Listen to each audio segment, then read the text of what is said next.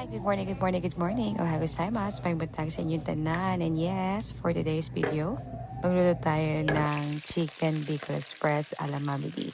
By the way guys, niluto ko na yung manok sa mainit na mantika. Then naglagay lang din ako ng paminta.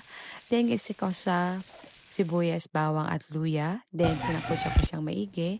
Then nalagay lang din ako ng konting patis at naglagay ako ng konting bagoong. Depende sa atin kung anong gusto nating mga panlasa na ilalagay. Then naglagay lang din ako ng gata.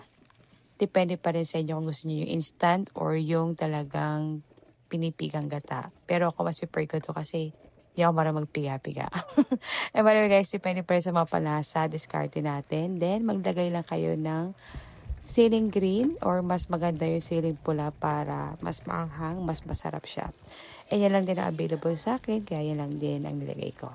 By the way guys, I hope you like my videos and happy tummy!